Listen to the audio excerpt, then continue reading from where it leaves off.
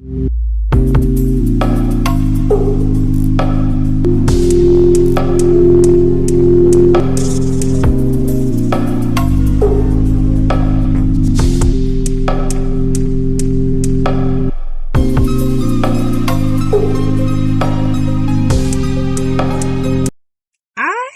not the one who got away. I am the one who was preserved. Say it with me. Preserved. Set apart. Safeguarded. Not for men who mistook my devotion for a lesson, but for the one who will know from the first breath, from the first gaze, that my love is not a test to pass. It is a covenant to honor. Scars? Yes, I carry them. But scars are not weakness. They are scriptures written on my skin. Reminders that I survived fires meant to consume me and still walked out radiant, with wisdom glowing like embers in my eyes. I forgive for me, but I do not forget. Memory is not a prison. It is a map that shows me where I will never return.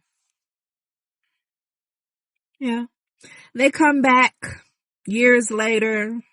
These men who dragged me through the mud, girl, who called me too much, too strong, too deep, because they were too little, too lost, too afraid, chaotic. They return with apologies, with confessions of demons they never battled, with talk of maturity, with vows they could not keep when my heart was open. One even comes saying, I'm ready for marriage now. Where was that readiness when my soul was in your hands? When my body was temple and you treated it like a convenience store? Now you come talking covenant? Negro, please. After breaking the altar I once built with my trust? And now they return confessing, admitting that the love I once gave freely, the love they called too much to handle, was the love that changed them, that saved them, that taught them how to be alive. Everything they tried to make me believe was weakness is now the very life they claim they could not live without. I am not fooled. Growth delayed is not love restored. Let's be real. I spoke life into them. I was the breath in their dry bones, the hand that lifted them higher, the voice that reminded them they were more than their wounds. I poured fire into their lungs, vision into their eyes, strength into their weary steps. This has come from the horse's mouth. But here's the cruel irony. As I resurrected them, they buried me. As I filled them, they drained me empty. As I reminded them of who they could become, they made me forget who I already was. They did. I had forgotten The same essence I offered freely, they once shattered, scattering my magic as if it were common dust. They spat in my face the lie that it was nothing. A worthless trick, a foolish flame, a come up. Yet behind my back, it was the air they breathed, the pulse that kept them alive, the fire they fed on in secret while calling me trash, believing if they broke me in my own eyes, no one else would dare touch this sacred gift. I'd be too damaged. They feasted on my power, drank deep from my soul, all while teaching me I was too little, too much, too fragile, too foolish to be whole. And then, baby, I turned inward. I finally felt the weight, the light, the gravity of my own love. I finally realized how powerful it was.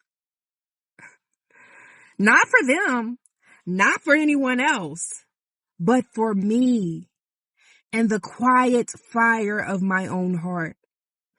The very love they claimed was not enough was the love that kept their broken worlds together. The first love they ever knew that demanded nothing, yet demanded growth. That gave freely and without fear was the one that taught them how to breathe, how to open, how to feel what love was truly meant to be. Some even ripped away my power, their fists, their gaslighting, their words sharp as knives, twisting my mind until I could not remember myself, until I almost forgot the fire that lived in me. I was diminished, yes, but never defeated. But I am not dust. Hear me. I am divine soil, fertile, sacred, strong. What they tried to diminish has returned to me 10,000-fold. The temple they mishandled has been rebuilt, stronger than before, whether it was through illness, with gates no unworthy hand can enter. 6 months. 6 months I have kept myself whole. 6 months celibate, not as deprivation, but as consecration. I am not wasting my essence anymore. I am saving it for the man who will not need to learn me through loss. When he comes, and he will not come to test me. He will not come to waste me. He will not come to ruin me. He will arrive knowing me and loving me correctly the first time. I will sit at the table and break bread as friends. I will hold conversation with grace. I will honor the humanity in them. But never again will I surrender the sanctuary of my body, the temple of my essence, to hands that once mishandled its worth. And still, they lost me, for they could not match the fire they were given. But I am not bitter, only wiser.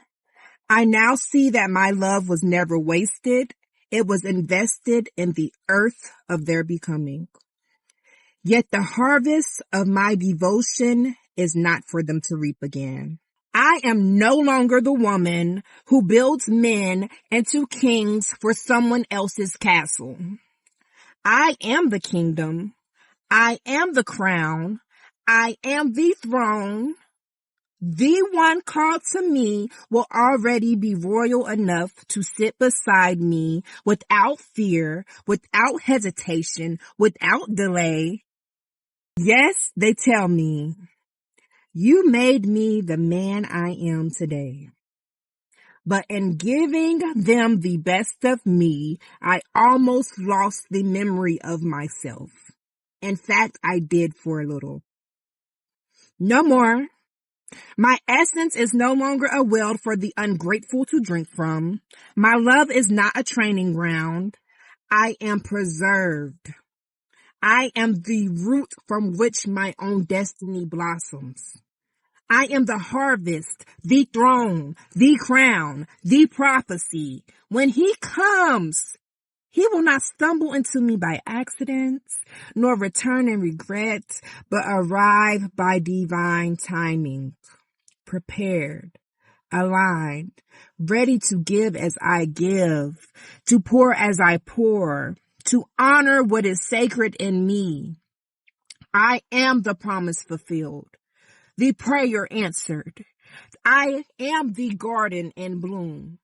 I am not available to be a lesson anymore. I am the reward, the prophecy embodied, the love preserved until appointed time.